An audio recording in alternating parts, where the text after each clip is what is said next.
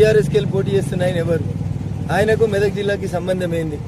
బీఆర్ఎస్కి వెళ్ళి పోటీ చేస్తున్న ఆయన కలెక్టర్ ఉన్న ఆయన కాలు మొక్కి ఎమ్మెల్సీ పదవి తెచ్చుకున్న ఆయన 2021లో ఎమ్మెల్సీ అయిండు.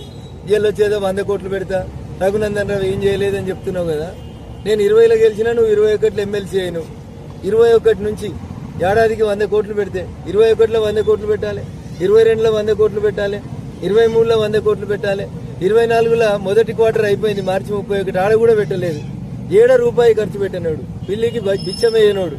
ఇంకా మీకు అందరికి యాద్ చేయాలి, పాపంగా వేములఘాట్లో మల్లారెడ్డి అనేటువంటి ఒక రైతు తన ఇంటి సూరుకున్న వాసాలని, మొగురాలని, దులాలని తన చితిగా తానే పేర్చుకొని దహనం చేసుకుంటే కూడా కరగని గుండె ఎవరిదంటే వెంకట్రామరెడ్డిది. ఆయన ఇచ్చి ఇవాళ ఏదో చేస్తా దుబ్బాకంటే ఏం చేస్తాడు? కాలువలు సగం లాగినాయి, పొలాలకి నీళ్లు వస్తలేవు, భూములు కోల్పోయిన రైతులు ఏడుస్తున్నారు. సిద్దిపేట చుట్టూ, గజ్వేల్ చుట్టూ ఎట్లా ఉంది, దుబ్బాక ఎట్లుందంటే అడిగేందుకు నీకు నోరు లేదు, మనసు లేదు. అందుకని కలెక్టర్గా 30 మంది కలెక్టర్లు చేసిరు, ఈయన ఒక ఆయన. ఈయన కొత్తగా మనకు చేసింది ఏం లేదు. దుబ్బాక ప్రాంత ప్రజల ఉసురు పోసుకున్నది వెంకట్రామరెడ్డి తప్ప దుబ్బాక ఏం చేయలే.